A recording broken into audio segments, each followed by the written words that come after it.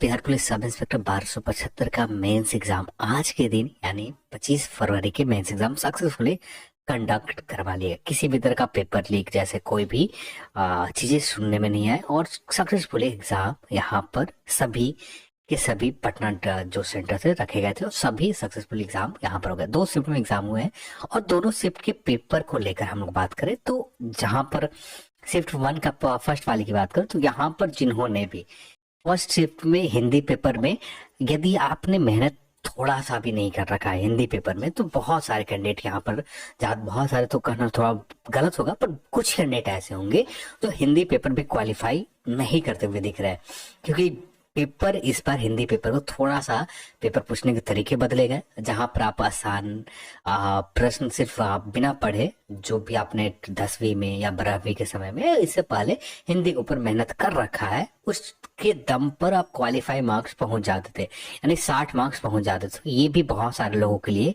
यहाँ पर Hindi paper challenging रहा। तो यहाँ पर सभी के लिए चैलेंजिंग नहीं रहा, और जितने भी मेंस एग्जाम तक पहुंचे हैं ज्यादातर कैंडिडेट जो हिंदी ग्रामर के ऊपर कम से कम ध्यान दे रखा होगा।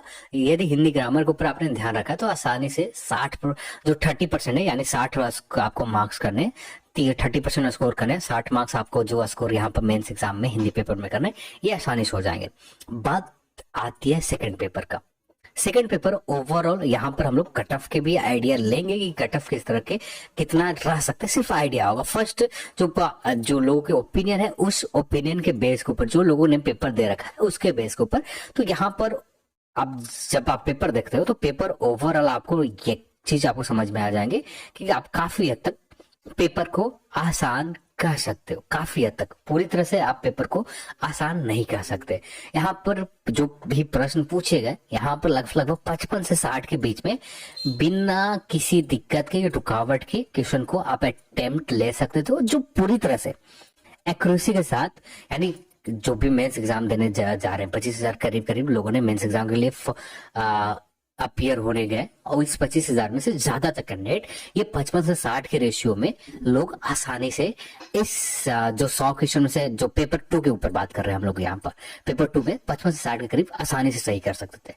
अब बात आती है उसके बाद का अप्रोच। उसके बाद का अप्रोच ये है कि ज्यादातर कैंडिडेट जितने भी मेंस एग्जाम देने बैठे हैं तो ज्यादातर से आप लोग बात करोगे तो 100 में 100 अटेम्प्ट यहाँ पर ले रखा है। और 100 में जब अटेम्प्ट लोग ले रहे हैं तो 100 में ज्यादातर कुछ क्वेश्चन तो लोग सही कर रहे हैं, यानी जो 40 क्वेश्चन के ऊपर ज्यादा अटेम्प्ट लिया ज्यादातर इसमें से 20 से ज्यादा के करीब सही कर लोग आसानी से आ रहे हैं।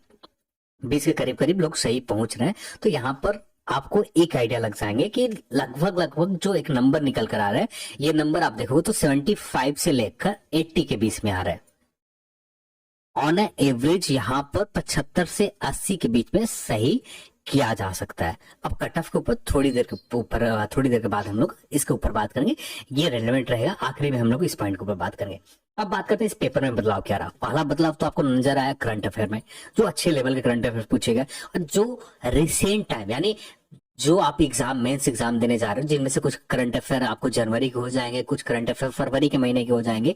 तो यहाँ पर 4 से 5 करंट अफेयर पूछे गए और करंट अफेयर जो 4 से 5 पूछे गए एक तो बहुत टफ रहा, जैसे अयोध्या में जो दीपोत्सव मनाए गए वहां पर कितने दिए के प्रयोग में लाए गए थे। तो जो जनरली ज्यादातर कैंडिडेट इस चीज को, हाँ आप एसएसजीडी की प्रिपरेशन कर रहे हो, आप किसी भी वनडे एग्जाम जो एसएससी लेवल के एग्जाम के प्रिपरेशन कर रहे हो वहां पर इस तरह के प्रश्न पूछ दिए जाते हैं, पर कभी भी इस लेवल दरोगा जैसे एग्जाम में इस तरह के पेपर आपको प्रश्न नहीं पूछे गए। तो यहाँ पर ये पूछेगा तो जो आपको टफ में आप डाल सकते हो, क्योंकि ये नंबर याद रखना कि कितने दिए जलाए गए ये बहुत मुश्किल काम है। तो ये एक आपको करंट अफेयर, तो ज्यादातर कुछ करंट अफेयर रिसेंट टाइम का जितने भी करंट अफेयर पूछे गए बहुत रिसेंट टाइम के पूछे गए, तो जो बहुत सारे कैंडिडेट के लिए टफ था, क्योंकि कुछ प्रश्न थे फिक्की के चेयरमैन, तो फिक्की के रिसेंट चेयरमैन किसे अपॉइंट किया गया तो ये भी पॉसिबल नहीं है सभी के लिए, क्योंकि सबका मेन टारगेट है भैया मेंस एग्जाम में किसी भी तरीके से एक अच्छे स्कोर के पर पहुंच सके। और उनका मेन टारगेट जब ये है तो क्योंकि सिलेबस में करंट अफेयर दिया नहीं गया और करंट अफेयर यहाँ पर पूछना नहीं था, तो यहाँ पर थोड़े से बदलाव के बाद करंट अफेयर पूछे गए, तो जो यहाँ पर सबके लिए नया था, तो यहाँ पर ज्यादातर करंट अफेयर में आप 2 ही सही करीब करीब सही करके आ पाओगे, बाकी में आप तुक्का लगाने के अलावा आपके पास कोई ऑप्शन नहीं रहेगा। 2 करंट अफेयर आप सही करके आसानी से आ सकते थे। हाँ, एक सही पॉइंट ये है कि मैथ रीजनिंग जैसे पिछले दरोगा की बात करें, वहां पर 25 से 30 के करीब करीब पूछे गए थे, पर इस बार बहुत कम गए थे क्वेश्चन। इस बार मैथ से लगभग 7 से 8 क्वेश्चन रहे और रीजनिंग से भी लगभग इतना ही रहे, तो टोटल 15 से 16 के करीब करीब यहाँ पर मैथ और रीजनिंग से प्रश्न पूछे गए। और यहाँ पर जितने भी मेंस एग्जाम सीरियस होकर प्रिपरेशन कर रहे हैं कि किसी भी तरीके से हमें मेरिट लिस्ट में आना है, तो वो ज्यादातर कैंडिडेट ये 15-16 में से 15-16 आसानी से स्कोर लेकर जाएंगे। अब यहाँ पर जो हिस्ट्री सेगमेंट है, यहाँ पर पेपर को थोड़ा सा टफ बनाया गया। हिस्ट्री, एंसेंट और मेडिवल हिस्ट्री अच्छे लेवल के क्वेश्चन पूछे गए। आपके बेसिक नॉलेज लुसेंट बेस है, तो बहुत ज्यादा आपके लिए ये पेपर हिस्ट्री का सेगमेंट आपके लिए टफ रहेगा। हाँ, लुसेंट आपका संविधान पॉलिटी से बात करें तो जो बेसिक आर्टिकल से रिलेटेड प्रश्न पूछेगा, यहाँ पर ज्यादातर कैंडिडेट आर्टिकल से रिलेटेड जो आसान सेगमेंट पे आप डाल सकते हो, 55 से 60 के बीच में जो प्रश्न अटेम्प्ट लेना है, ये भी आसान सेगमेंट पे आप रख सकते हो। ओवरऑल सारे प्रश्न के बारे में एक ओपिनियन देना थोड़ा सा टफ काम हो जाएगा। यहाँ पर फिजिक्स से जैसे आप लगातार आयोग के नए जो चेयरमैन है, उनके आने के बाद यहाँ पर फिजिक्स के इंपॉर्टेंट बहुत ज्यादा बढ़ते जा रहा है। लगातार फिजिक्स से नंबर ऑफ क्वेश्चन बढ़ते जा रहे हैं। बायो के क्वेश्चन लगभग अब यहाँ पर नेलिजिबल होते जा रहे हैं, बहुत ज्यादा कम गए बायो के क्वेश्चन। अब फिजिक्स और केमिस्ट्री बहुत ज्यादा इंपॉर्टेंट रोल निभा रहा है, पर यहाँ पर फिजिक्स और केमिस्ट्री भी जितने भी प्रश्न पूछे गए आपने यूनिट डायमेंशन या बेसिक चैप्टर जो है, उन चैप्टर को थोड़ा सा भी अच्छे से कर रखा है, तो इनमें से भी आपको कोई दिक्कत नहीं होंगे। जो दिक्कत होने वाले हैं, हिस्ट्री के कुछ क्वेश्चन के ऊपर दिक्कत होंगे, जो आसानी से वे कैंडिडेट जो लुसेंट के ऊपर आश्रित है। और यहाँ पर समय भी तो नहीं था, मेंस एग्जाम का रिजल्ट है, ठीक है, मेंस रिजल्ट आने के बाद लोगों के पास करीब करीब 1 मंथ का समय मिला, और 1 मंथ में कोई ज्यादा एक्स्ट्रा चीजें कर नहीं सकते। अब यहाँ पर आप कंपेयर करोगे 2019 के सब इंस्पेक्टर से, या कंपेयर आप करोगे पिछले दरोगा 2213 दरोगा से कंपेयर करोगे, तो वहां पर बहुत डिफरेंट टाइम था। वहां पर लोगों के पास समय भी मिले थे, हाँ समय उतना नहीं मिला था, पर काफी हद तक अच्छे समय मिले थे। जब यहाँ पर आप बात करो तो यहाँ पर उतना समय लोगों के पास नहीं मिले। हाँ, काफी हद तक कह सकते हो कि आपको यहाँ पर समय थोड़ा बहुत लोगों के पास मिला था, फिर भी यहाँ पर पिछले पेपर से आप यहाँ पर कंपेयर नहीं कर सकते। यहाँ पर आप आसानी से 75 से लेकर 80 के बीच में सही मैरिट के लिए आप फाइट कर रहे हैं, तो 75 से 80 के बीच में आप लेकर आ सकते थे। अब बात आती है कि कट ऑफ क्या रहेंगे, तो ये मेरा फर्स्ट ओपिनियन है, हो सकता है कि इसमें थोड़ा बहुत सुधार किया जाए। फर्स्ट ओपिनियन है, इसलिए मैं ध्यान देता हूँ कि फर्स्ट ओपिनियन जो निकल कर आते लगभग हमेशा उसी के करीब कट ऑफ रहा है।